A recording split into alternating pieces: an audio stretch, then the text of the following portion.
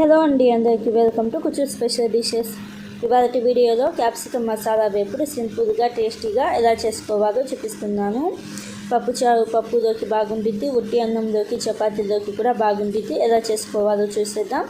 ముందుగా stove on చేసుకొని కడాయి పెట్టుకొని ఒక 2 టేబుల్ స్పూన్ల దాకా ఆయిల్ వేసుకొని తాలింపు దినుసులు వేసుకోండి. ఆవాలు, జీలకర్ర, పచ్చిశనగపప్పు, మినపప్పు వేసేసి ఒక ఎండుమిరపకాయలను సగానికి తుంచుకొని వేసుకొని తాలింపుని దోరగా వేయించుకోండి. దోరగా వేయించుకున్న తర్వాత ఒక పెద్ద సైజు ఉల్లిపాయని సన్నగా కట్ చేసుకుని వేసుకోండి. ఉల్లిపాయలు కొంచెం పింక్ కలర్ వచ్చేదాకా ఫ్రై చేసుకోండి. ఉల్లిపాయలు కొంచెం పింక్ కలర్కి వచ్చిన తర్వాత పసుపు ఒక 1/2 టీ స్పూన్ దాకా వేసుకోండి. అలాగే ఉప్పు కూడా ఒక 1/2 టీ స్పూన్ దాకా వేసుకొని ఈ ఉల్లిపాయలు కొంచెం గోల్డెన్ కలర్ వచ్చేదాకా ఫ్రై చేసుకోండి. ఉల్లిపాయలు గోల్డెన్ కలర్కి వచ్చిన తర్వాత కట్ చేసి పెట్టుకున్న క్యాప్సికమ్ ముక్కలు వేసుకోండి. నేను లోపల విత్తనాలు లేకుండా వేసాను. మీరు కావాలంటే విత్తనాలతో సహా కట్ చేసుకొని వేసుకొని ఒకసారి బాగా కలుపుకొని పైన మూత పెట్టేసి ఒక 2 నిమిషాల పాటు ఫ్రై చేసుకోండి. 2 నిమిషాల తర్వాత ఒకసారి బాగా కలపండి. ఇలాగ ఒకసారి బాగా కలుపుకున్న తర్వాత మళ్ళీ పైన మూత పెట్టేసి మీడియం ఫ్లేమ్లోనే ఇంకొక 2-3 నిమిషాల పాటు ఫ్రై చేసుకోండి.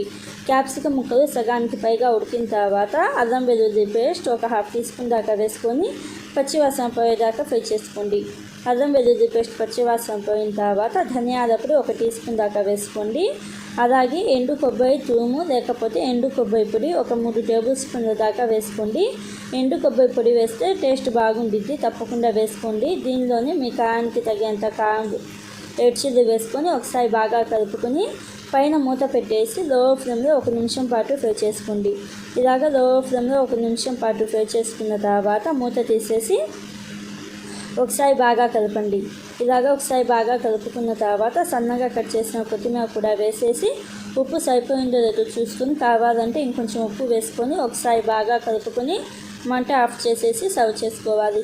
అంతే అండి, సింపుల్గా టేస్టీగా క్యాప్సికమ్ మసాలా వేపుడు అయితే రెడీ అయిపోయింది. చపాతీలోకి బాగుండిద్ది, ఉట్టి అన్నంలోకి పప్పుచారు పప్పులోకి కూడా బాగుండిద్ది. ఒకసారి తప్పకుండా ట్రై చేసి ఎలా అనిపించింది